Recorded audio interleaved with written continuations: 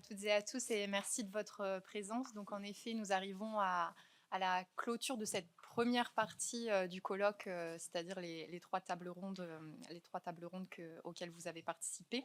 Donc nous allons commencer toutes les deux avec Blandine par remercier toutes les personnes et les instances qui ont fortement contribué à l'organisation et au déroulement de ces 2 journées. Donc, nous remercions l'Institut des Amériques, le ministère de l'Europe et des Affaires étrangères, la Fondation ELAC, l'Agence française de développement et Expertise France, ainsi que l'ensemble des personnes de ces institutions qui ont contribué aux échanges en amont du colloque et qui participent à cette journée. Nous remercions également le Sénat pour l'accueil dans le Palais du Luxembourg. Nous remercions très chaleureusement toute l'équipe organisatrice de l'Institut des Amériques avec qui nous avons travaillé de manière plus rapprochée, et en particulier Anaë Auger, Luis Miguel Camargo et Anouk Vinci pour leur disponibilité, leur soutien et leur grande efficacité. Merci à toutes les modératrices et tous les modérateurs, les intervenants et intervenantes d'avoir donné vie aux 3 tables rondes que nous avons imaginées pour le programme du colloque. Nous sommes très heureuses de constater que les débats menés ont été intenses. Donc merci à eux encore pour la grande qualité de leurs interventions et à vous toutes et tous de votre présence et de la pertinence de votre question. Nous avons vraiment assisté à de très belles discussions. Nous allons maintenant faire un petit retour sur les grands moments que nous avons vécus pendant les 3 tables rondes de ce colloque, sans toutefois prétendre à faire une synthèse de ce qui s'est passé. Tout d'abord, je voulais dire que nous sommes ravis avec Blandine d'avoir coordonné la partie scientifique de ce colloque. Et si je peux me permettre une remarque un petit peu plus personnelle, je voulais vous dire que je pense avoir vécu un moment assez fort de mon tout petit parcours professionnel, parce que je ne pensais pas participer à ce colloque avec un point de vue si situé, puisque je travaille, donc je suis française et je travaille sur l'Europe. Donc je pensais déjà m'être sortie du focus français pour travailler sur d'autres pays et penser plus grand, et notamment en réfléchissant aux questions qui animent l'Amérique latine et les Caraïbes, m'a donné encore plus de recul, et j'ai réalisé que penser plus grand, plus large et avec plus d'acuité permet de penser plus vrai sur des questions aussi fortes que le vieillissement, puisque nous parlons d'humain. Donc, j'en arrive maintenant aux quelques moments forts que nous avons vécus pendant la première table ronde. Cette table ronde a suscité une réflexion dans une convergence autour de l'articulation entre la protection sociale et le travail. Donc le constat, c'est une grande diversité de systèmes, autant de systèmes de retraite que de pays, parfois que de régions. En termes d'architecture, nous l'avons vu, de couverture, d'âge auquel on accède ou pas à des pensions, leur montant. Et tout ça se traduit bien évidemment par des inégalités qu'il est très difficile à saisir. Le vieillissement étant un enjeu, tout le monde le dit, puisque il va y avoir un besoin de protection sociale qui va concerner de plus en plus de personnes et qui vont vivre de plus en plus vieilles, avec, encore une fois, beaucoup de disparités, notamment dans la rapidité dans laquelle ce changement démographique se fait.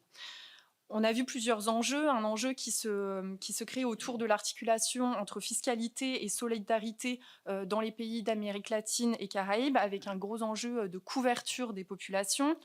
Un enjeu qui s'articule autour de la terminologie de contributivité, rétributivité pour l'Europe, avec un enjeu des parcours de vie qui deviennent de plus en plus complexes, etc., et auxquels les systèmes de protection ne s'adaptent pas forcément. Mais un enjeu commun est celui également de la privatisation et de la capitalisation qui augmente les risques et crée encore des différences entre les individus. Pensez donc une réforme de manière plus systémique que paramétrique, au sens de englobante et englobant aussi l'articulation avec le marché du travail, plutôt qu'ajuster différents leviers, paramètres, avec une vision très basée sur la soutenabilité financière des systèmes, paraît plus adéquate. Elle pourrait inclure donc la réflexion autour des transformations du monde du travail aussi et la diversité, ne serait-ce que parce que, il y a des mondes du travail avec du travail informel, du travail dans la sphère domestique, qui n'est pas, toujours, visible et puis, je le disais, des parcours, pas forcément, linéaires. Il y a aussi un enjeu politique, bien évidemment et d'équité parce que, quand on parle donc de protection sociale, au niveau d'un pays, il y a des enjeux de financement et ces financements s'articulent souvent avec la gouvernance, de ces systèmes et donc il s'agit, d'une question, politique pour savoir, qui va s'occuper enfin, qui va prendre les décisions pour, les intéresser et selon, leurs besoins. Alors, attends, voilà. Ok. Donc, ce sont des petites synthèses à chaud qu'on a faites un peu et qui vont certainement donner lieu à des réflexions plus profondes. Concernant la deuxième table ronde, donc elle était centrée sur la prise en soin, care, cuidados, et la santé publique. On a été amené à explorer le lien entre la famille, le domaine du social, du personnel et du relationnel qu'on appelle care, et le domaine plus de la santé et des soins médicaux qu'on appelle cure, avec l'idée que il fallait certainement lier les deux domaines, les penser de façon transversale, ne pas médicaliser la vieillesse ou pathologiser la vieillesse, mais tout en étant capable d'offrir aux personnes âgées des soins de santé adaptés à leurs besoins.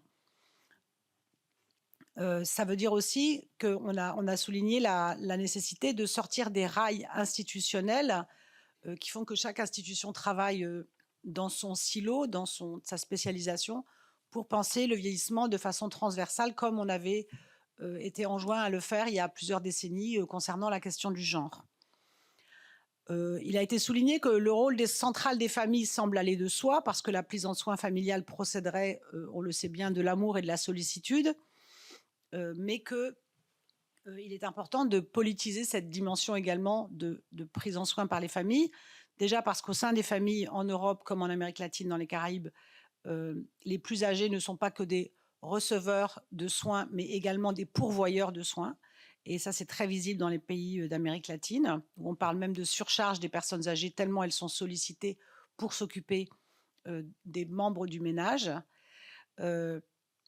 Aussi parce que les pourvoyeurs de soins sont en fait des pourvoyeuses de soins, ça c'est assez banal de le dire, mais c'est bien de le rappeler quand même. C'est très souvent des personnes âgées également qui s'occupent en tant que conjointes, ou plutôt que conjoints d'ailleurs, puisque le veuvage est plus tardif pour les femmes, qui s'occupent de leurs époux. Il y a aussi des enfants qui s'occupent, on a vu des chiffres tout à l'heure, filles ou belles-filles qui s'occupent des personnes plus âgées. Ce qu'on a aussi souligné, c'est que le soin aux personnes très âgées ne peut pas procéder uniquement d'amour et de sollicitude, mais qu'il requiert des compétences spécialisées et pas seulement un soutien psychologique pour soutenir et supporter la difficulté et les défis que cela représente. S'occuper d'une personne âgée pendant 5 ans, 10 ans, la portant, la soignant, demande d'être équipé avec certaines compétences que peuvent acquérir les personnes de la famille qui prennent soin, mais qui demandent aussi souvent des niveaux de professionnalisation. On a montré également que plus les familles sont modestes et plus les femmes de la famille se consacrent à la prise en soin, alors que plus les familles ont des moyens, plus elles peuvent avoir recours à des services du marché ou publics pour se faire aider dans la prise en soin, et donc que l'enjeu démocratique est aussi que le choix soit réparti entre les différentes classes sociales et les différents groupes de revenus.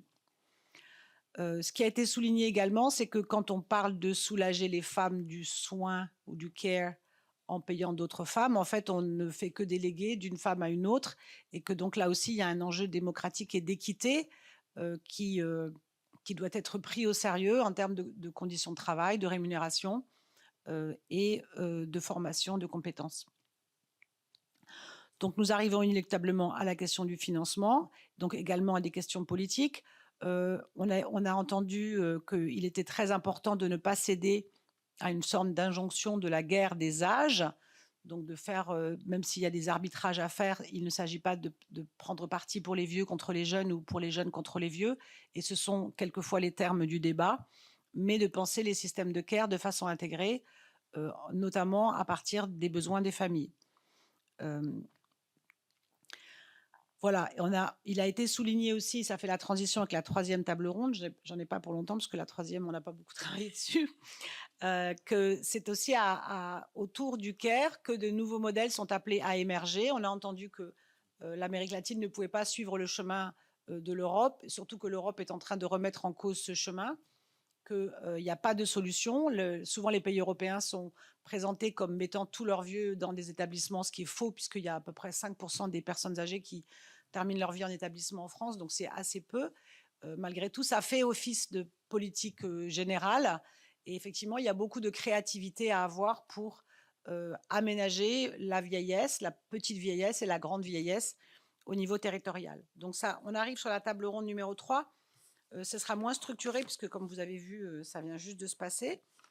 Je pense que sur la table ronde numéro 3, on a eu une discussion sur les niveaux d'intervention en termes d'échelle territoriale, mais également en termes d'autorité ou en termes d'instance. En fait, est-ce que c'est l'État central qui légifère, qui met en œuvre les lois qui sont légiférées au niveau de l'État central?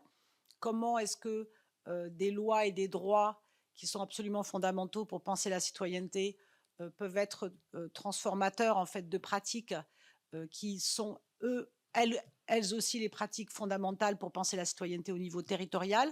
En fait, on n'est pas allé au bout de cette réflexion complètement parce qu'il n'y a pas le temps pour le faire, mais je pense que c'est une partie importante de la discussion qui a eu lieu, et comment également peut-être pour sortir en partie de l'étau de la question financière et de l'étau aussi de l'enfermement en fait dans le recours au marché, penser à un élargissement de la participation des personnes âgées aux mesures qui les concernent, mais également des autres citoyens et citoyennes du territoire à des mesures qui peuvent pour partie seulement, prendre place dans un cadre de réciprocité.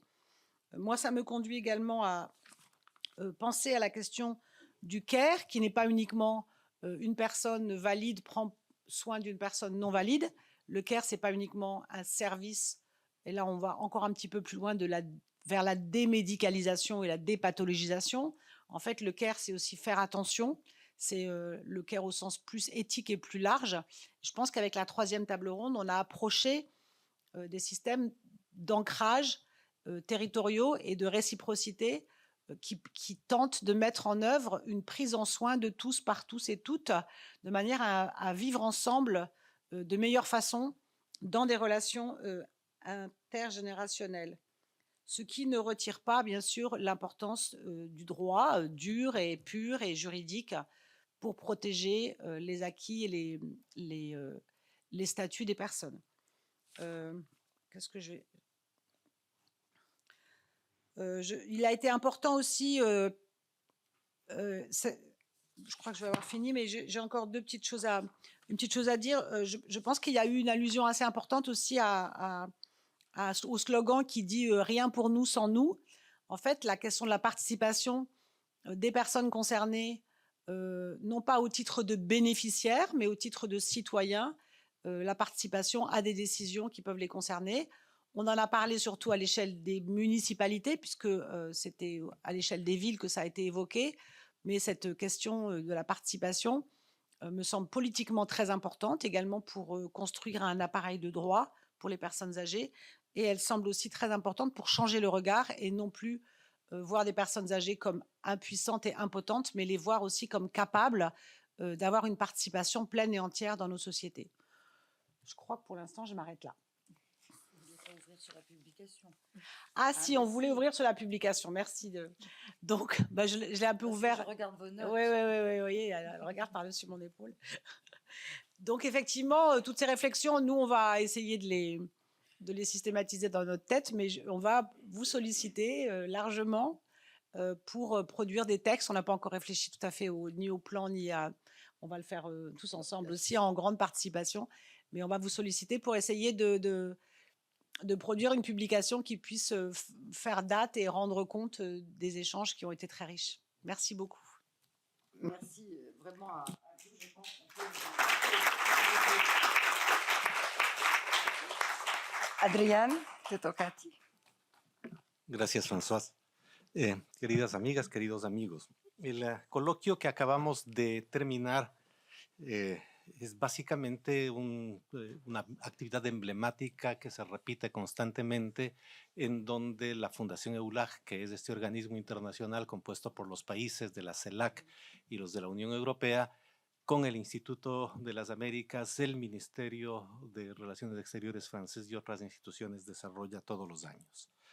Da cuenta de una asociación estratégica que existe desde el nacimiento mismo de la Fundación EULAC y es además el resultado del aporte, de la contribución del gobierno francés al desarrollo de las actividades de la fundación y del instituto en una lógica de análisis birregional, ¿no? Que toma en cuenta las dos regiones como uno de los ejes centrales de las convocatorias y de los temas que se van analizando, ¿no? Es una oportunidad para reunir servidores públicos y además académicas y académicos de Francia, de América Latina y del Caribe. Desarrolla normalmente temas de preocupación birregional con un énfasis, como es normal, como es natural, francés, y finalmente la información que se produce es una información que de una u otra manera está destinada a la reflexión, pero también al impacto en políticas públicas. Es lo que hemos tenido en estos 2 días. En estos 2 días hemos tenido una actualización y una exposición de datos tanto de fuentes primarias como de fuentes secundarias, y son estos datos los que de una u otra manera determinan cuál es la naturaleza de la situación en el tema que este coloquio ha tenido, ¿no? Y si quisiéramos concluir de alguna manera, lo que los datos nos han expuesto es que sobre todo en el caso de América Latina no hay recursos suficientes para cubrir desde el sector público, pero tampoco desde la sociedad civil, las necesidades que los procesos de envejecimiento suponen en términos de políticas sociales. Por varias razones. Bueno, primero por inexistencia misma de recursos, pero también porque las políticas públicas que existen a propósito del tema que requiere mayor visibilización son limitadas. Y que los sistemas, este es otra de las cosas que los datos ofrecen innegablemente, más allá de todo el afecto, el cariño y las distintas culturas latinoamericanas puedan tener en términos de comunidad, los datos nos dicen que los sistemas de cobertura, que los sistemas de seguridad social son precarios, son débiles, son frágiles. Esto es lo que nos dicen los datos. Y de estos datos, ¿no? De hecho, construyen valores, construyen actitudes, construyen creencias, construyen también culturas específicas y comportamientos alrededor de estas necesidades, ¿no? Que tienen que ver no solamente con la ausencia de recursos, sino también con los diferentes problemas que devienen de procesos de modernización fragmentados, en algunos casos inacabados, que han producido mucha heterogeneidad en las sociedades de América Latina sobre todo y del Caribe, en donde los problemas de individuación y de ausencia de recursos para sostener la individuación como la constitución de seres productivos son cada vez más intensos, ¿no?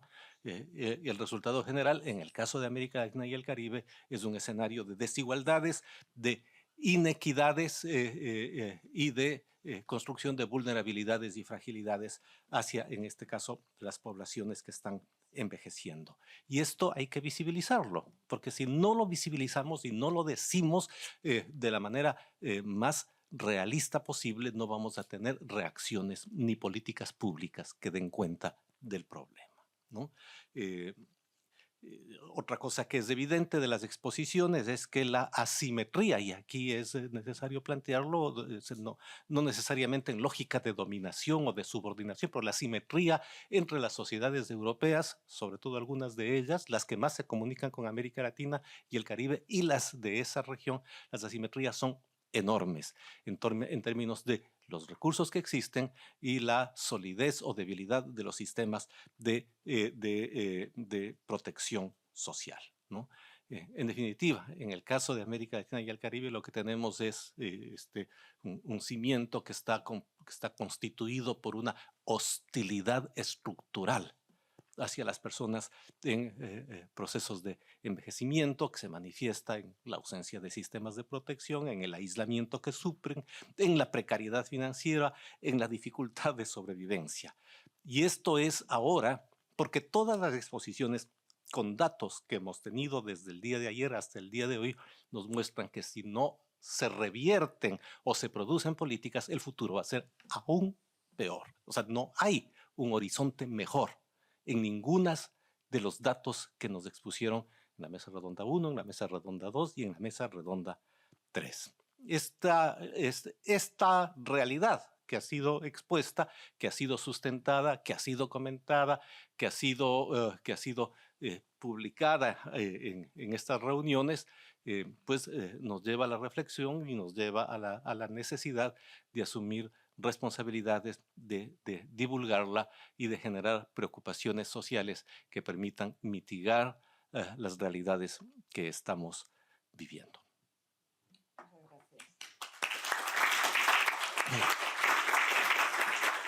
Philippe Bastelica, donc secrétaire général des SALC, Semaine d'Amérique latine et de la Caraïbe. Merci, Madame la Ministre, Madame la Présidente de l'Institut des Amériques, Madame la Secrétaire Générale de l'Institut, Monsieur le Directeur exécutif de la Fondation ELAC, Mesdames et Messieurs les membres du corps diplomatique, Mesdames et Messieurs, chers amis. Je voudrais, au nom du ministère de l'Europe et des Affaires étrangères, exprimer des remerciements particulièrement chaleureux aux deux coordonnatrices scientifiques qui viennent de nous rendre compte des résultats de ces 2 jours de rencontres, et leur rapport témoigne de la richesse des échanges qu'elles ont préparés. Je ne doute pas que ça a été une tâche très lourde, probablement conduite de manière inlassable, mais il me semble qu'il faut rendre hommage à leur travail et aux résultats obtenus. Je voudrais associer à ces remerciements toutes les équipes qui ont contribué sur un plan plus matériel, logistique, au succès de ce colloque, et m'associer aux remerciements déjà exprimés par les coordonnatrices, aux partenaires qui ont permis la réalisation de ce colloque, mais que je me fais néanmoins un devoir de citer à mon tour, au-delà de l'Institut des Amériques, l'Agence française de développement, ainsi que au sein du même groupe Expertise France, et la Fondation ELAC, sans oublier le Sénat qui renoue cette année avec une tradition d'hospitalité qu'il faut, je crois, particulièrement saluer, car elle rend justice à la qualité des travaux qui sont menés dans le cadre de ces colloques annuels, et elle garantit, me semble-t-il, un surcroît de visibilité à ces réflexions. Je voudrais revenir d'un mot à la Fondation ELAC, de 2 mots en fait. Le premier sera pour remercier Adriane Bonilla qui arrive au terme dans quelques semaines de 4 ans de mandat dans ses fonctions de directeur exécutif de la Fondation ELAC, 4 ans durant lesquels il a animé cette fondation avec talent, avec endurance, avec énergie. Et si vous le permettez, j'aimerais que nous puissions le remercier par des applaudissements qu'il a largement mérités.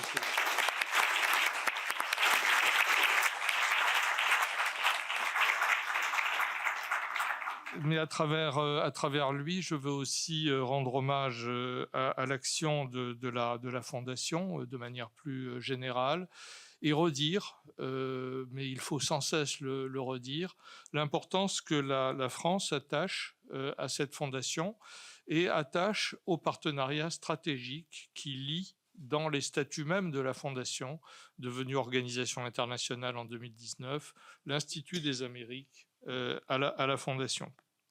Ce partenariat stratégique, il est le reflet que nous attachons, que la France attache à la Fondation ELAC, qui est un outil extrêmement important pour associer les sociétés civiles de part et d'autre de l'océan à la dynamique de coopération birégionale qui est inspirée par les sommets réguliers entre l'Union européenne et la CELAC.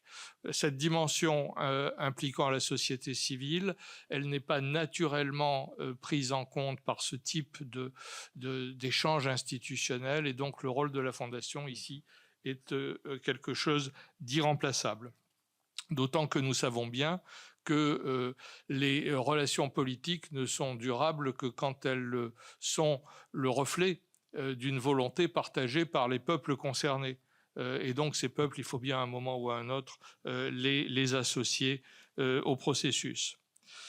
Une des caractéristiques des relations entre la France, et plus généralement d'ailleurs l'Union européenne, et l'Amérique latine et les Caraïbes, c'est une large proximité de valeurs et de cultures dont on pourrait débattre dans le détail, mais ça serait probablement beaucoup trop long ici.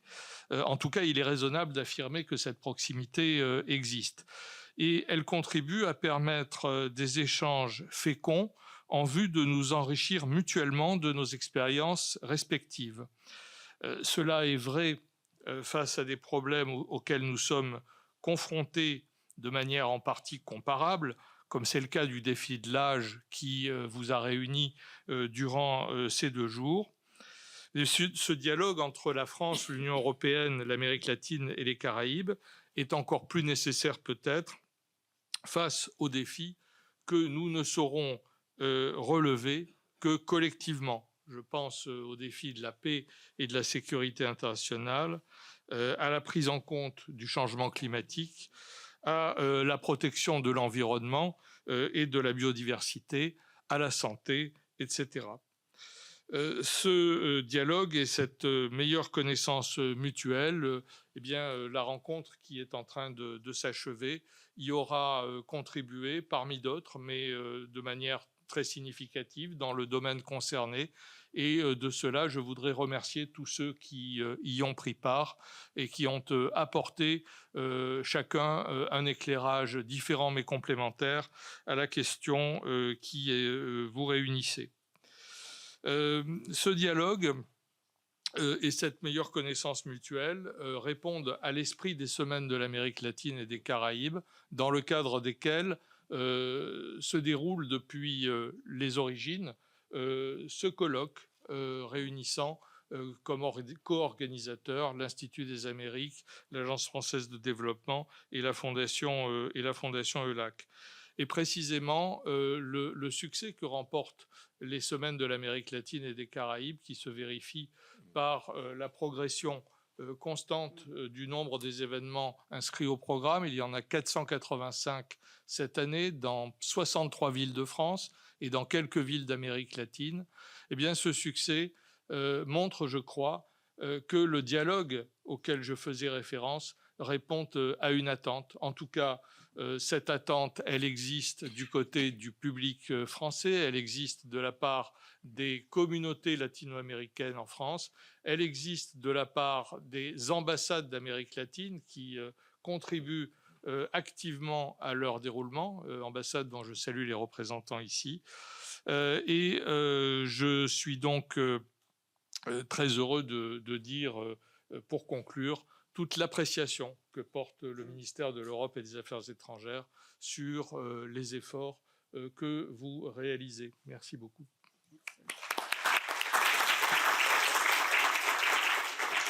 Bien, il me revient de conclure ce tour d'horizon. Mesdames les ministres, mesdames et messieurs les représentants du corps diplomatique, monsieur le directeur exécutif de la Fondation ELAC, cher Adrián, monsieur le secrétaire général des Semaines de l'Amérique latine et de la Caraïbe, cher Philippe, mesdames et messieurs les représentants de l'Agence française du développement, d'Expertise France, et un petit salut tout particulier et chaleureux aux membres de l'IDEA qui sont là et qui ont beaucoup œuvré, évidemment, pour ces 2 jours. et évidemment, mesdames et messieurs, chers collègues. Je souhaite tout d'abord remercier la présidence du Sénat, vraiment en écho aux propos qu'a tenu Philippe Bastelica, la présidence du Sénat, donc d'avoir permis que ce colloque renoue avec la tradition qui a été longtemps la sienne, en étant accueilli ici. Il n'y a guère que l'année dernière où ça n'a pas pu se faire, mais pour des raisons vraiment logistiques. En tout cas, voilà. Très, très heureux d'être accueillis ici cette année. Et c'était vraiment un honneur et ça nous a permis de nous rapprocher d'un certain nombre de groupes d'amitié France-Amérique latine et Caraïbes. Et c'était aussi le but recherché. Je voudrais aussi remercier au nom de l'Institut des Amériques vraiment nos partenaires essentiels. Ils ont été plusieurs fois cités. Je vais le refaire à mon tour parce que sans eux, ce colloque annuel, évidemment, ne pourrait pas s'organiser, ne pourrait pas se tenir. Le ministère de l'Europe et des Affaires étrangères, la Fondation EULAC, l'Agence française du développement, qui a accueilli d'ailleurs la première journée de ce colloque hier. Nous étions dans leurs locaux. Et Expertise France, je tiens vraiment à saluer le travail accompli ensemble depuis 2012. Nous en avons monté beaucoup de colloques sur voilà, des thématiques qui nous étaient chères et qui étaient, je crois, des thématiques tout à fait essentielles. Je ne vais pas toutes les citer, je vais juste en rappeler quelques-unes pour montrer combien nous sommes au cœur chaque fois de l'actualité, que ce soit voilà, celle de l'intégration régionale, des villes durables et villes intelligentes, l'enjeu climatique du local au global, le management interculturel, les ressources, les inégalités, le développement, société, crise et santé publique, éducation numérique. L'an dernier, ce sont les défis contemporains des matières premières qui nous avaient réunis. Et l'année prochaine, vous le verrez bien. C'est en cours de discussion, mais on a quasiment arrêté le thème. Et je voulais ajouter que ce sont des colloques qui sont publiés en un temps record. C'est-à-dire que hier soir était présenté le volume consacré au colloque de l'année dernière. Ça suppose c'est un petit challenge. Non, mais ça veut dire effectivement un très, très gros travail. Et moi, je remercie vraiment du fond du cœur toutes celles et tous ceux qui ont œuvré à la publication de ce volume-là, qui donc a été présenté hier soir à l'AFD. Alors, c'est l'occasion peut-être aussi cet après-midi de rappeler que l'Institut des Amériques, fort de son réseau de 250 équipes de recherche et de plus de 1000 chercheurs, eh bien, s'investit totalement dans des programmes, dans des thématiques de recherche qui s'ancrent évidemment dans le réel et qui traitent de questions vives. C'est toujours bien de le rappeler parce que quand on parle parfois de la recherche universitaire, on a l'impression qu'on est très très loin de ce qui se passe dans la vie réelle. C'est pas du tout le cas de l'IDEA.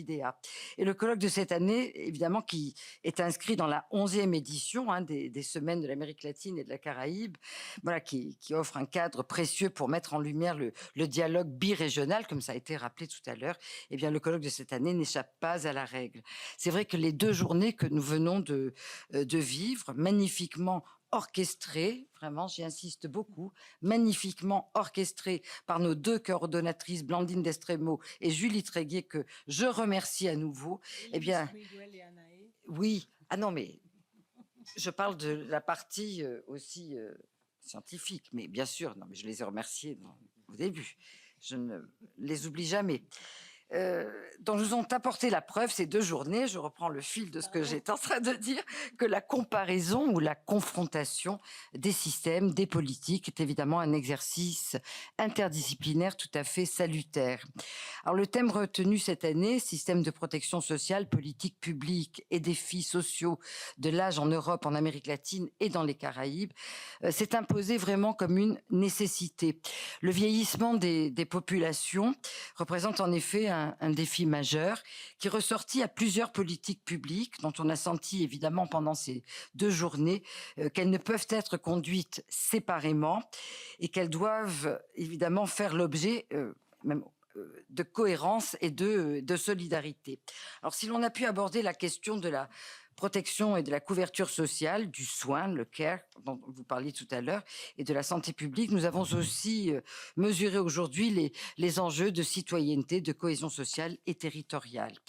Au-delà des aspects factuels, qu'ils soient démographiques, économiques ou géopolitiques, on sent bien que l'exigence d'équité, mais aussi d'éthique, sous-tend évidemment la façon dont doivent être garanties les conditions d'accompagnement, les conditions de vie, les conditions d'inclusion sociale de nos aînés.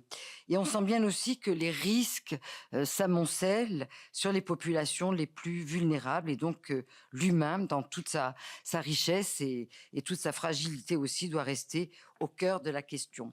Alors, on n'aura peut-être pas apporté de réponse à toutes nos questions, mais on aura, je pense, progressé dans la compréhension d'un phénomène qui touche évidemment chacune et chacun de nous, qui nous touchera. Il y en a qui sont plus près de cet âge-là que d'autres. Moi, je me sens tout à fait concernée par tout ça, je peux vous le dire. Voilà, donc il touche chacune et chacun de nous, d'où que nous soyons et où que nous vivions. Alors, il nous reste à écouter la conférence de clôture. C'est Madame Marisol Touraine qui va la prononcer. Donc, Marisol Touraine, ancienne ministre française de la Santé, des Affaires sociales et des droits des femmes, présidente d'UNITED et experte internationale sur les questions sociales, de santé et de genre. Nous la remercions vraiment très chaleureusement d'avoir accepté de prononcer cette conférence de clôture, et nous savons déjà qu'elle saura nous aider à continuer à déchiffrer le cœur de ce sujet qui nous occupe depuis hier. Merci beaucoup à vous et nous vous laissons la parole.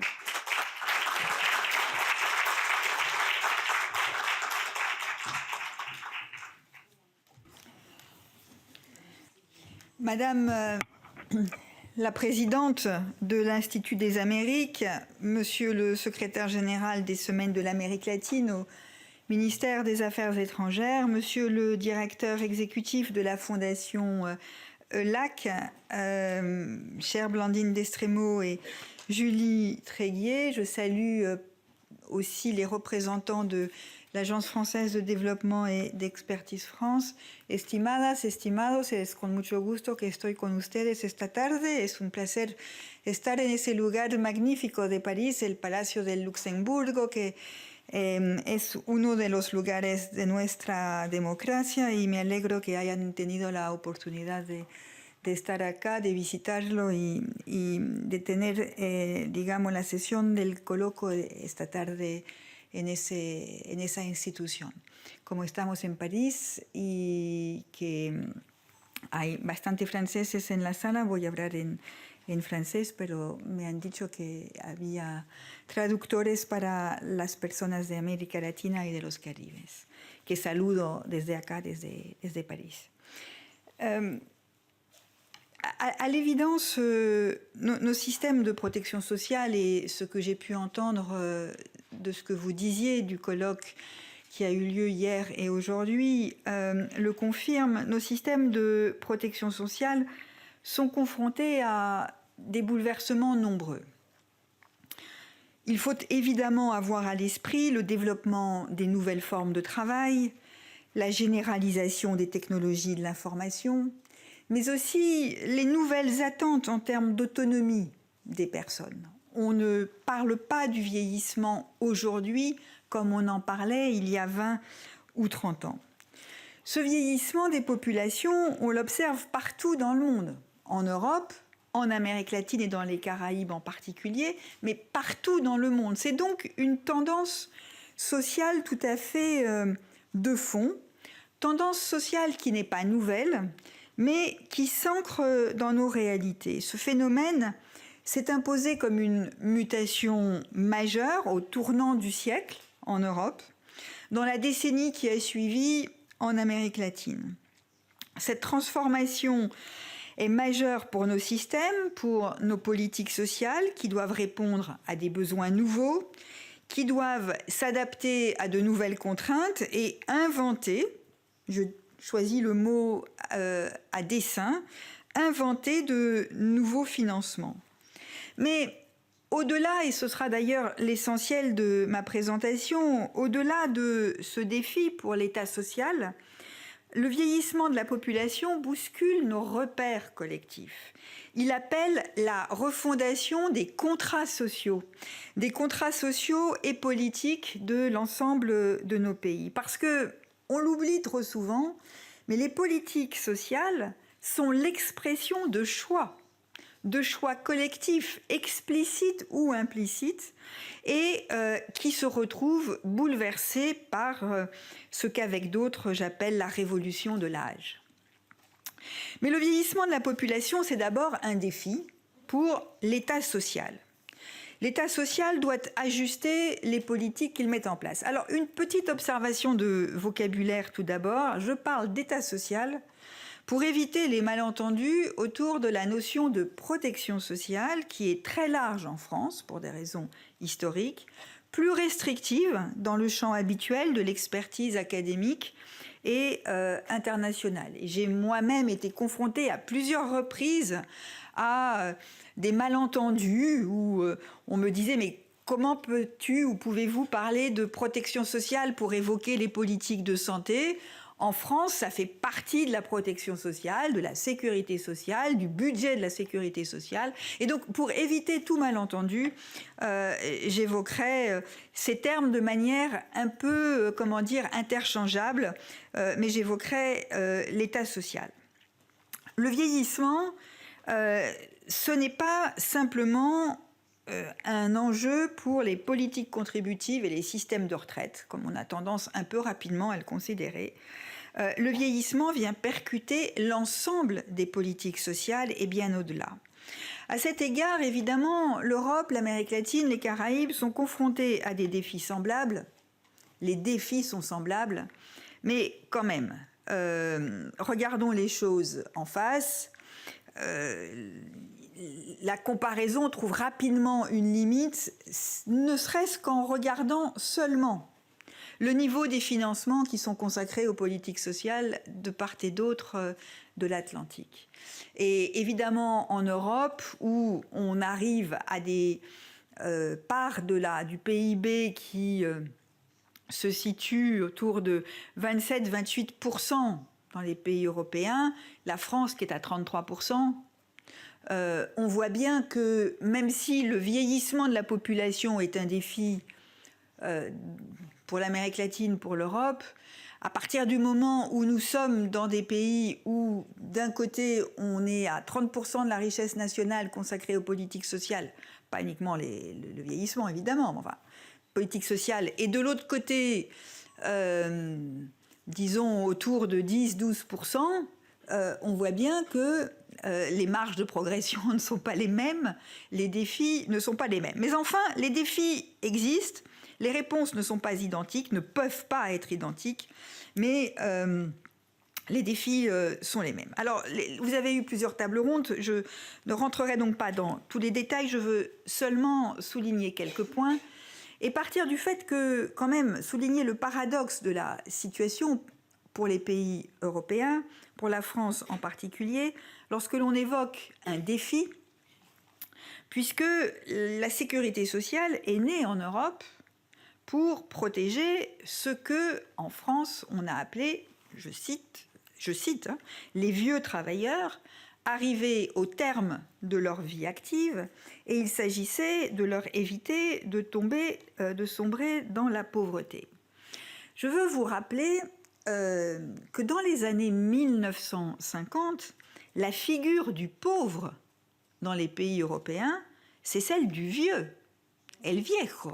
C'est vraiment, quand on pense pauvreté, pas simplement quand on pense, quand on parle de pauvreté, quand on doit prendre en compte la réalité sociale de la pauvreté dans nos pays, les pauvres, ce sont des personnes âgées, tout simplement parce qu'il n'y a pas de retraite garantie. Et donc la mise en place du système de retraite, elle a, au sortir de la guerre, j'y reviendrai, elle a vraiment pour objectif d'éradiquer la pauvreté de toute une classe d'âge.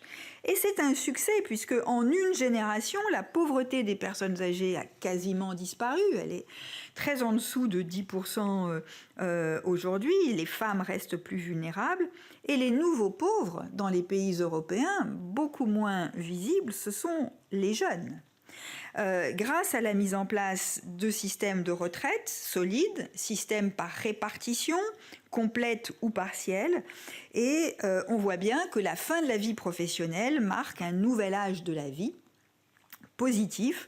Contrairement aux États-Unis, on ne croise pas en Europe de serveurs ou de personnel d'entretien âgés dans nos pays. La retraite est un temps de sécurité personnelle, et donc le paradoxe sur lequel je veux insister, c'est que au fond, nous sommes amenés à réfléchir aux fondements de nos systèmes sociaux, précisément parce qu'ils ont bien fonctionné et parce qu'ils fonctionnent bien, puisqu'on les a mis en place pour les personnes âgées, et c'est le vieillissement des populations, c'est-à-dire ce pourquoi nous les avons mis en place à l'origine, il y a 80 ans, que nous sommes amenés à y revenir.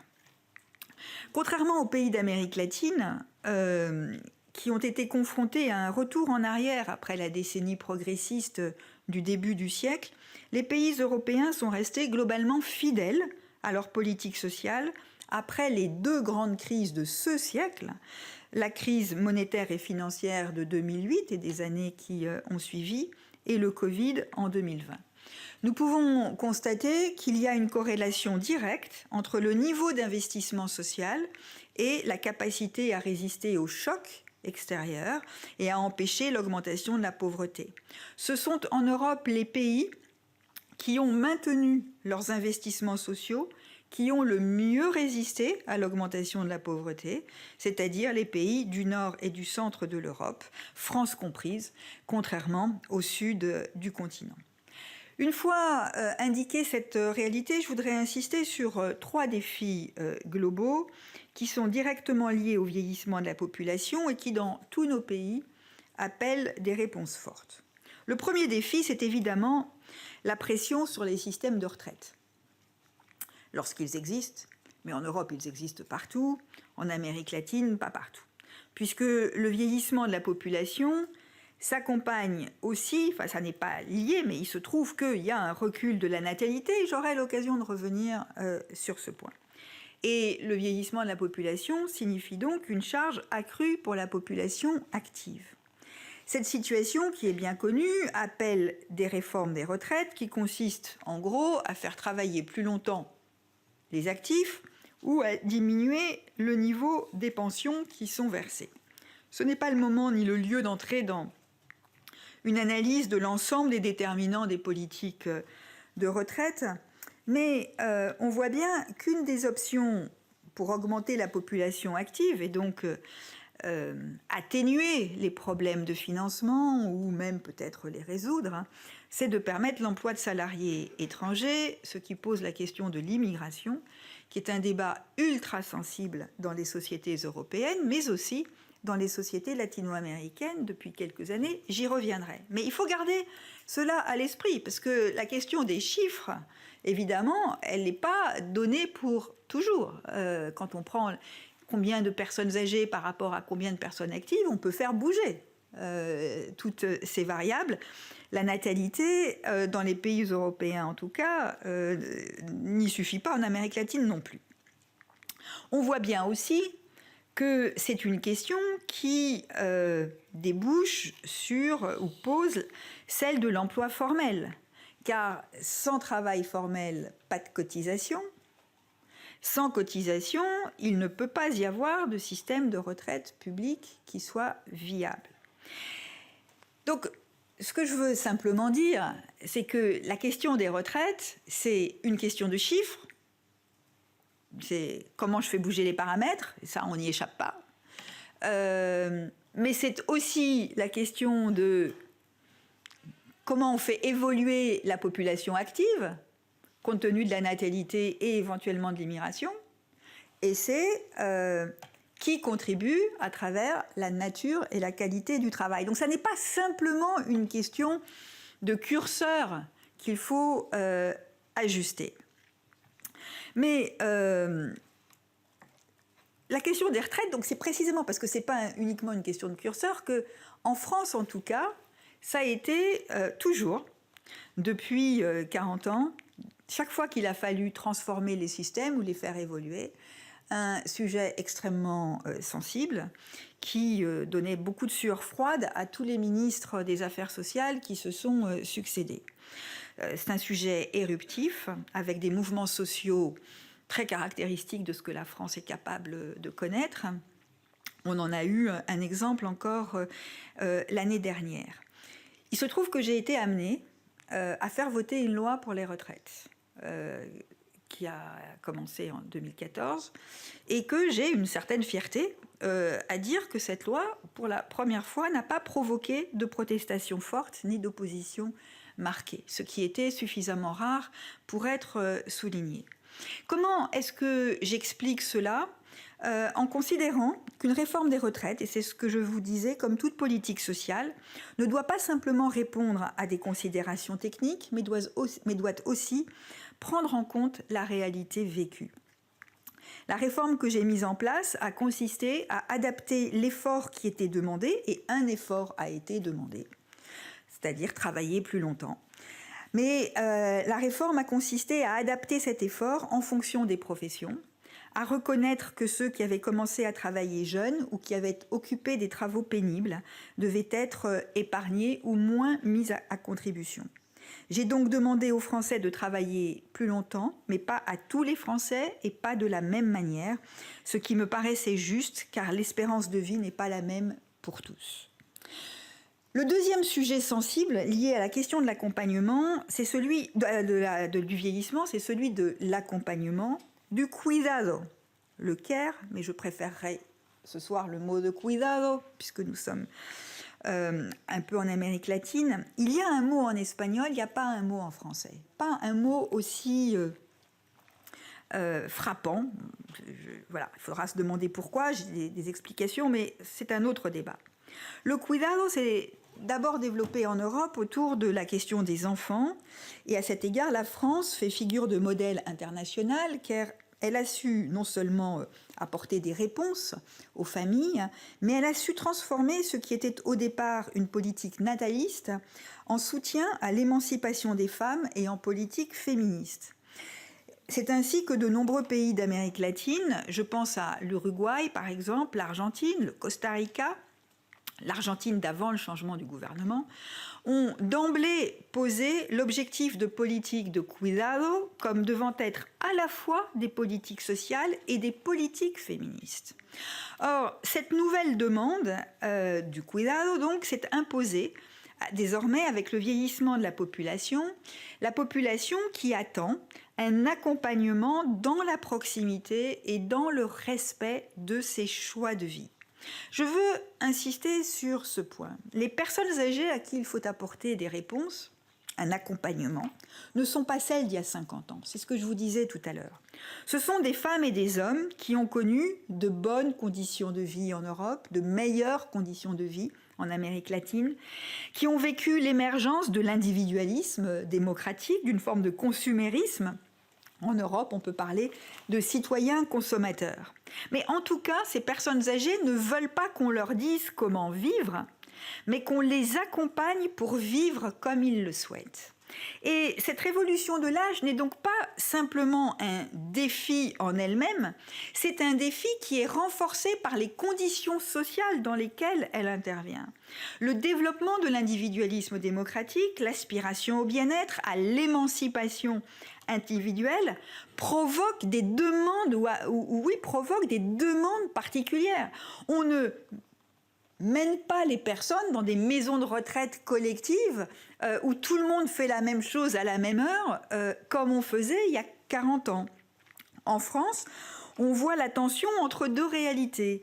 Le vieillissement, qui appelle le développement de structures d'accueil qui soient financièrement accessibles, et le fait que, à l'inverse, la plupart des gens veulent rester chez eux le plus longtemps possible, avec des services et un accompagnement à domicile.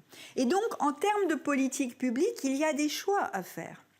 En ce qui me concerne, j'ai fait le choix de faire voter une loi qui s'appelait Loi d'adaptation de la société au vieillissement, qui a été votée en 2015, qui était le pendant de la réforme des retraites, le miroir de la réforme des retraites, et qui a donné la priorité à l'adaptation des domiciles, à la prévention de la dépendance, l'accompagnement personnalisé. Ce sont à chaque fois des arbitrages difficiles. Si on avait des budgets illimités, on ferait tout. Mais la question, c'est à partir du moment où il y a un budget limité, par quoi est-ce qu'on commence? Est-ce qu'on commence par le développement, la poursuite du développement des structures d'accueil collectives et médicalisées, ou est-ce qu'on met l'accent sur des solutions individuelles, c'est-à-dire des services qui se déplacent au domicile des personnes, des structures intermédiaires entre le logement individuel et la maison de retraite. C'est le choix que j'ai fait à partir d'une analyse des attentes qui étaient exprimées par la société. 80% des gens veulent rester chez eux. Mais évidemment, le développement des structures pour les personnes très âgées et dépendantes, structures médicalisées, doit être une priorité pour la phase suivante. La troisième révolution, donc le troisième défi, refonte des systèmes de retraite en tenant compte des facteurs culturels et pas seulement des facteurs quantitatifs. Le développement de la politique du cuidado qui est passé d'une politique centrée sur les enfants à maintenant une politique d'accompagnement individualisé des personnes âgées. Le troisième défi, c'est celui du soin et des politiques de santé que l'on évoque moins spontanément lorsque l'on parle de la révolution de l'âge. Et pourtant, le vieillissement de la population pèse de façon absolument spectaculaire sur les finances de la sécurité sociale. Mais ce sont des transformations d'organisation aussi qui se jouent. L'augmentation des maladies chroniques, le besoin de suivi rapproché des patients, la nécessité de construire des ponts entre les hôpitaux et les soins de ville. Toutes ces évolutions ne naissent pas seulement du vieillissement de la population, mais ce vieillissement les renforce considérablement. Et j'étais frappée, lorsque j'étais ministre, de la convergence de vues de tous les pays européens. Je suis frappée aujourd'hui, comme présidente d'United, qui est une organisation multilatérale du système des Nations Unies qui travaille à l'accès équitable à la santé dans les pays du Sud global. Je suis frappée que tous les pays du Sud partagent la même vision. Si l'on veut mettre en place l'accès à la santé équitable, ou un accès équitable à la santé, nous devons mettre en place des organisations de santé qui soient structurées autour de l'offre de soins primaires, valoriser les parcours de santé, encourager la prévention. Au Pérou, j'ai visité des structures de suivi des patients vieillissants qui étaient atteints de tuberculose. Au Brésil, j'ai vu la qualité des centres de premier recours jusqu'au cœur des quartiers les plus pauvres. En France, j'avais moi-même mis en place des parcours de suivi des patients âgés. Mais tout cela suppose un bouleversement complet des systèmes de santé, cela bouscule les habitudes, appelle des investissements coûteux et exige la formation de professionnels toujours plus nombreux, alors que la pénurie de professionnels de santé est un défi et un obstacle majeur partout dans le monde, pas seulement en France, partout dans le monde, partout.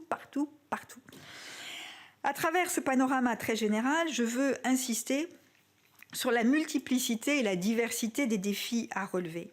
Adapter la société au vieillissement, comme le disait le titre de la loi que j'ai fait voter, dit bien l'ampleur de ce qu'il faut relever. Système de retraite à financer, services de cuidado à développer, système de santé à réorganiser, mais aussi, et je ne m'y attarderai pas, je n'ai pas le temps, logement à repenser, moyens de transport à adapter, villes à réaménager. Rio, en 2005, a lancé la démarche, Rio au Brésil évidemment, la démarche des villes amies des aînés. Le Chili s'est tout de suite engagé dans cette voie. Et on voit bien qu'il y a là des transformations qui sont majeures, qui vont être aidées par les technologies de l'information, la domotique, l'intelligence artificielle. Qu'est-ce que je veux dire par là? Je veux dire par là que refondre les politiques sociales, c'est important, mais ça n'est pas suffisant. Que nous devons concevoir des systèmes de politique publique globale, cohérente, fédératrice. Tous nos pays doivent répondre aux défis spécifiques des retraites, du cuidado, de la santé, du logement. Mais nous devons le faire, si possible, à l'intérieur d'un cadre global, ce qui est un défi de gouvernance majeur pour les gouvernements nationaux et locaux. Le risque, c'est celui de la fragmentation des politiques, de leur éparpillement, risque que renforce l'aspiration que j'évoquais à une réponse plus individualisée, sur mesure en quelque sorte, aux besoins des populations. En Amérique latine, ce cadre global passe d'abord par l'acceptation de politiques cohérentes de protection sociale, alors qu'on l'a vu à la faveur de la crise de 2008, se sont imposées des politiques d'assistance de plus en plus, de moins en moins de protection sociale, de plus en plus d'assistance, centrée sur les plus pauvres et le renvoi des autres populations vers des dispositifs assurantiels privés. En Europe, le risque de privatisation des politiques sociales est moins important, mais la capacité à rassembler l'ensemble des pièces du puzzle est un défi pour des sociétés qui ont de plus en plus, ou trop souvent, développé des approches technicisées de la protection sociale. C'est cette approche globale qui nous oblige à revoir le contrat social. La révolution de l'âge constitue un défi démocratique pour chacune de nos sociétés, car elle pose la question de la volonté politique et sociale qui structure notre contrat et celle de sa soutenabilité. Les politiques qui sont portées par l'État social, je le disais, elles expriment des choix collectifs, souvent implicites, parfois explicites, qui orientent l'action des gouvernements. Je voudrais quand même rappeler, c'est bien connu en Europe, mais parfois on l'oublie, que les systèmes de sécurité sociale qui sont nés à partir de 1945 ont été la réponse incroyablement innovante, quand on y réfléchit, et puissante que les dirigeants de l'époque ont apportée au traumatisme né de l'effondrement démocratique dans les années 1930 et ensuite de la guerre. L'idée, elle était très simple et elle reste à mes yeux révolutionnaire et complètement fabuleuse. La démocratie s'ancre dans la solidarité. Il n'y a pas de démocratie assurée sans solidarité forte et solide. Et pour éviter le crash des démocraties, les dirigeants de cette époque ont décidé qu'il fallait construire des réseaux de solidarité qui allaient faire émerger un sentiment d'appartenance commune.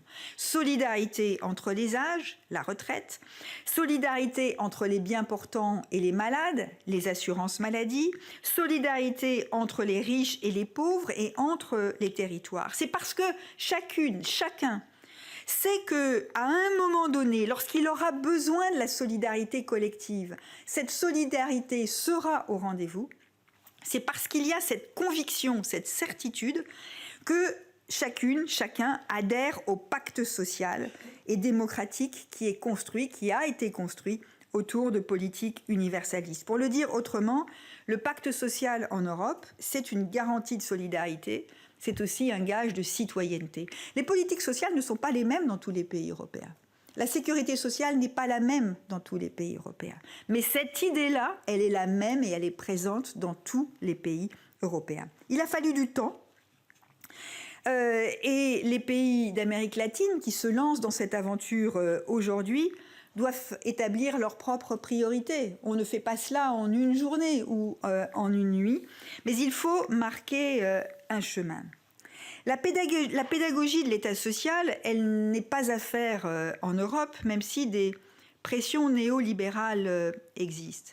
Ce que je trouve très intéressant, c'est que dans une période où les partis populistes gagnent en importance en Europe de façon tout à fait spectaculaire et préoccupante, selon moi, on s'aperçoit que dans beaucoup de pays, pas dans tous, mais que dans beaucoup de pays, les partis populistes se sont emparés de l'imaginaire de la solidarité. Ça n'était pas le cas, si je prends l'exemple français, du Front National à ses origines, qui avait une vision très libérale. Le Rassemblement national d'aujourd'hui développe une vision sociale très forte. Il s'est approprié tous ces thèmes, toutes ces catégories de pensée, parce qu'il sait qu'elles sont tellement puissantes dans nos pays que prétendre aller à l'encontre de ces catégories culturelles, c'est prendre un risque d'échec majeur. Mais c'est le cas en France, c'est le cas en Italie, c'est le cas aux Pays-Bas. Il est donc absolument essentiel d'expliciter le contrat social qui nous rassemble. Nous devons le faire en Amérique latine dans un contexte très différent pour obtenir le consentement à l'impôt. Et s'il y a un message que je veux faire passer aujourd'hui, c'est bien celui-là. La force du contrat social et démocratique passe par l'explicitation des politiques publiques qui sont suivies, car la légitimité de ces politiques publiques n'est jamais définitivement acquise. Ce que l'on a mis des décennies à construire, eh bien, cela peut se défaire d'un revers de la main ou avec l'arrivée au pouvoir de partis qui n'y seraient pas favorables. Et donc, il faut dire clairement ce que nous faisons. Je vous donne 3 exemples très rapidement. Les retraites, la solidarité intergénérationnelle, la place des femmes et l'engagement, le niveau des impôts.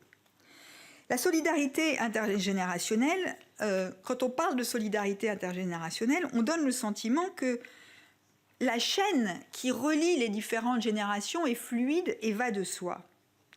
En Amérique latine et dans les pays du sud de l'Europe, cette chaîne-là, elle passe d'abord par la famille, même s'il y a des systèmes de retraite. À la famille d'assumer les moments de fragilité, de maladie, de fin de vie. Quand on dit la famille, ça veut dire les femmes de la famille.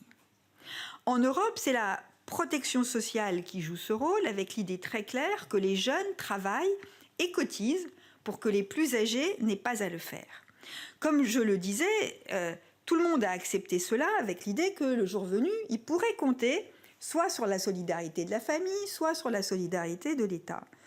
Aujourd'hui, cet équilibre est remis en cause par le vieillissement de la population, puisque les plus jeunes doivent cotiser davantage et il leur vient l'idée que les tensions financières sont telles que le jour venu, il n'est pas certain qu'ils pourront à leur tour compter sur la solidarité intergénérationnelle.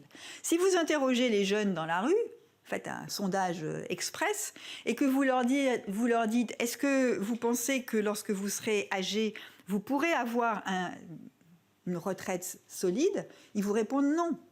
Je vais devoir travailler jusqu'à je ne sais pas trop quel âge et je dois compter sur moi.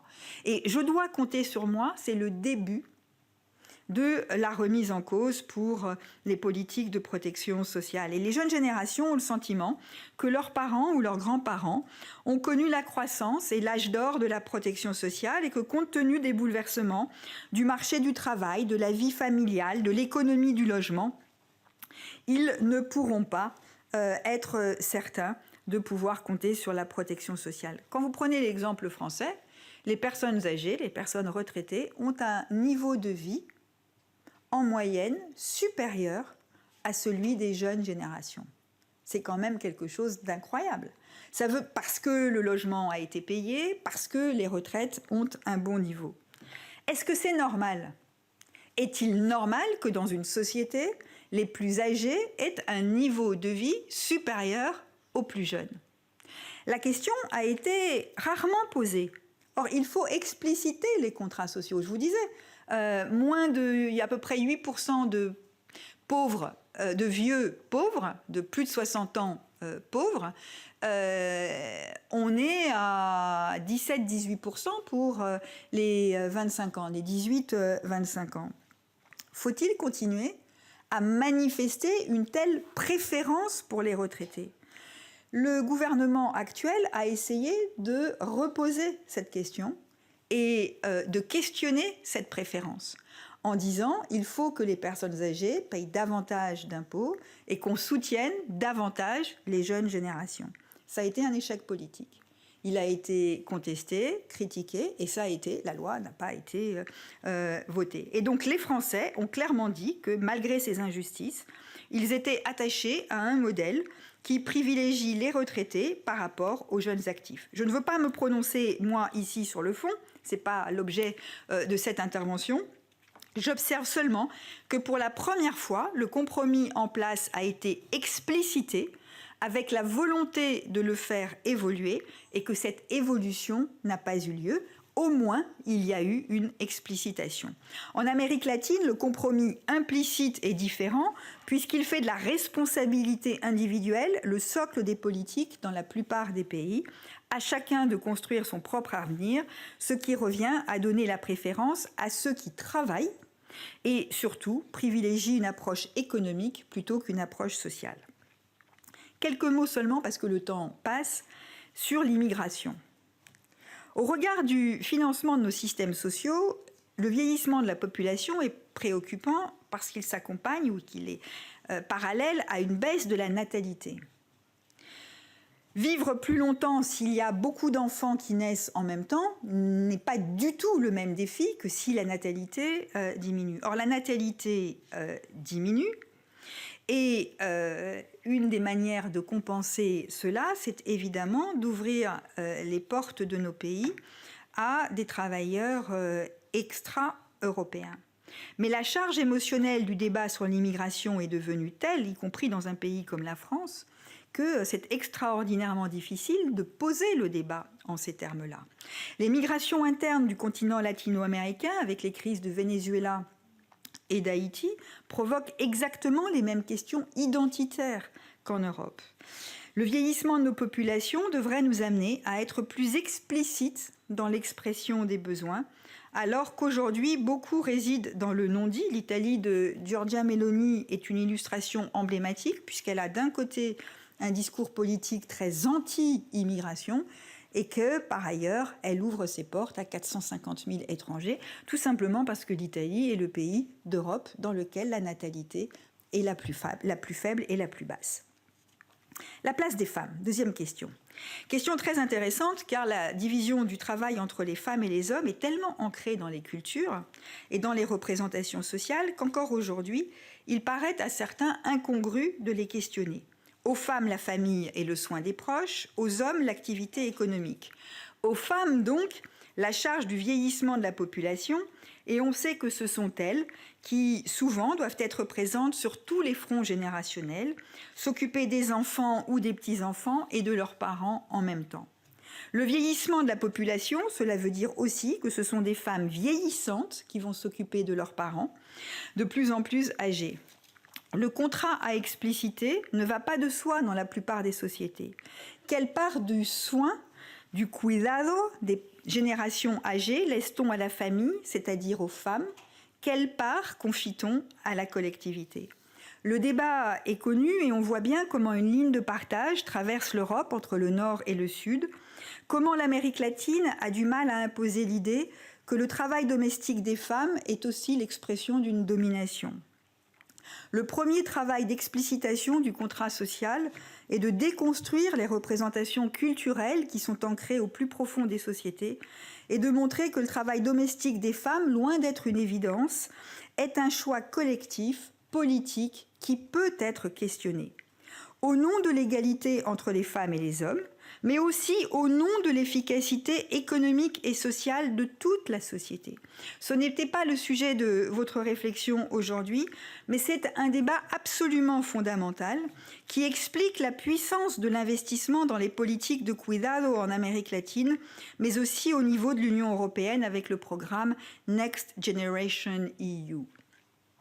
Si je l'évoque, c'est qu'à la question classique « qui doit s'occuper des plus âgés ?», qui est une question chaque jour plus aiguë dans des sociétés vieillissantes, l'évolution des demandes liées au vieillissement donne une intensité nouvelle. J'ai déjà dit que la question du vieillissement ne pouvait pas faire abstraction du contexte dans lequel elle s'accomplit, la quête de l'autonomie individuelle, la reconnaissance des attentes de chacun, ce qui est vrai absolument partout. Les politiques publiques doivent donc s'interroger sur cela et se demander comment y répondre. Je vous l'ai dit tout à l'heure, la réponse vers laquelle les pays européens se sont orientés, c'est celle de solutions plus individualisées, de services à domicile, de solutions plus souples que la maison de retraite. Mais ces solutions qui sont beaucoup plus, qui sont attendues, qui sont souhaitées, qui sont plus, personnalisées, font peser sur les femmes un double risque. Le risque que ce soit les femmes de la famille qui se retrouvent de nouveau avec la responsabilité de l'organisation de ces services, parfois au détriment de leur vie personnelle ou professionnelle. Et le deuxième risque, c'est que les professionnels qui interviennent à domicile se démarquent moins des employés de maison traditionnels que des aides-soignantes en établissement. Les risques d'exploitation sociale augmentent donc, alors même que la question de la professionnalisation des carrières est plus difficile. Et donc on voit bien le paradoxe, pour apporter des conditions de vie plus favorables aux personnes âgées à domicile, on prend le risque d'un retour en arrière sur le front de l'égalité entre les femmes et les hommes, ce qui évidemment oblige à rechercher des solutions de formation professionnelle, de structuration de la carrière des femmes qui interviennent au domicile, etc., etc. Dernier débat à expliciter, le consentement à l'impôt. L'impôt, c'est le cœur du contrat social. Il n'y a pas de contrat social sans impôt. Il ne peut pas y avoir de politique publique sans contribution de chacun, ce qui pose, je l'ai déjà évoqué, la question du travail formel, par exemple. Mais la question du travail formel, c'est une question extraordinairement compliquée. J'étais au Pérou il y a quelques mois. Le travail informel y atteint presque 80%. Il a augmenté assez nettement depuis la pandémie. Mais si vous réunissez des gens dans une salle comme celle-ci, j'ai assisté à un débat comme ça, et vous dites aux gens, est-ce que le travail formel c'est bien ou c'est pas bien? Ils vous disent tous que c'est très très bien, mais pas uniquement les patrons, les salariés. Il y a donc un enjeu culturel. C'est-à-dire que on voit là que les premiers qui sont réticents à la formalisation du travail, c'est les employés et les travailleurs qui ont l'impression qu'on leur demande de l'argent, mais aussi qu'on va les pister, les suivre, les encadrer, que leur liberté va être restreinte. Et donc là encore, comme pour ce qui est de l'égalité entre les femmes et les hommes, il y a un travail à faire sur les représentations sociales. On voit bien que le vieillissement de la population représente à cet égard un atout et un frein. Un atout parce que si les plus âgés veulent pouvoir compter sur autre chose que de l'assistance, ils doivent défendre l'idée d'un travail déclaré formel. Mais à l'inverse, puisque eux n'ont jamais cotisé, si on leur dit qu'on met en place des services qui ne seront attribués qu'aux personnes qui ont cotisé tout au long de leur carrière, on voit bien le risque de refus.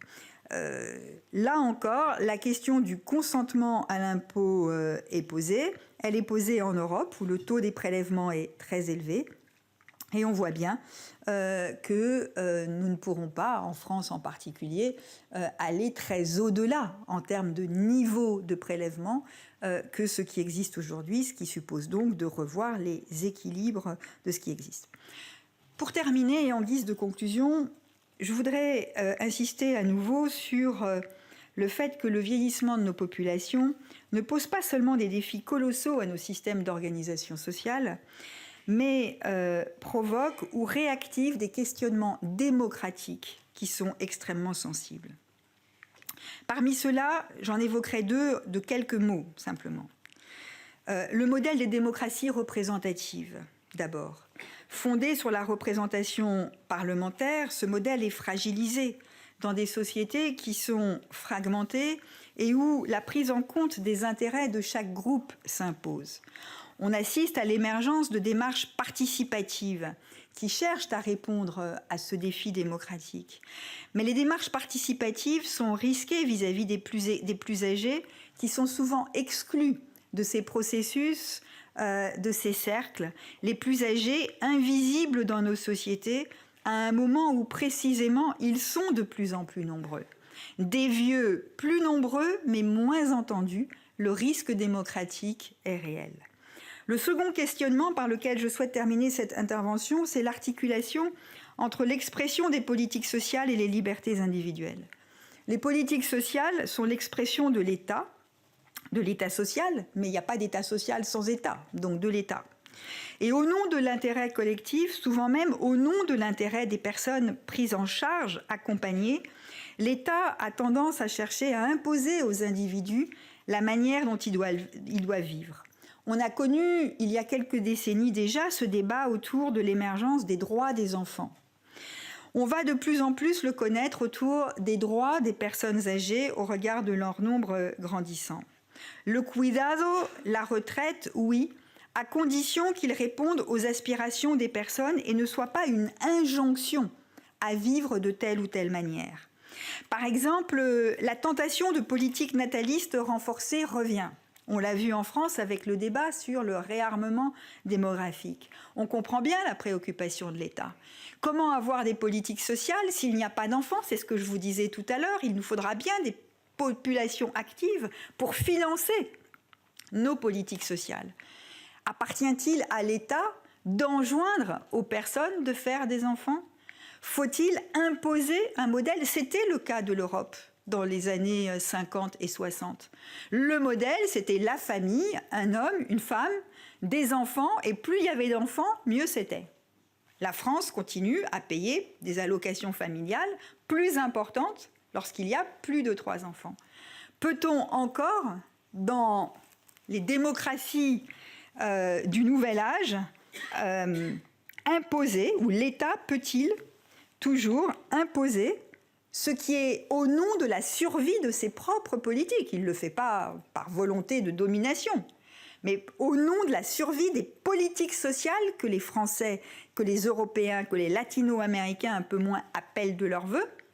Peut-on, au nom de politiques publiques qui sont attendues de la part des citoyens, imposer à ces mêmes citoyens des règles de vie potentiellement en contradiction avec leurs libertés individuelles? C'est sur cette question-là que je vous laisse réfléchir. Au fond, le vieillissement de la population donne une actualité nouvelle à des débats sur la nature de la démocratie et du contrat social que l'on pensait tranchés pour longtemps. Merci à vous.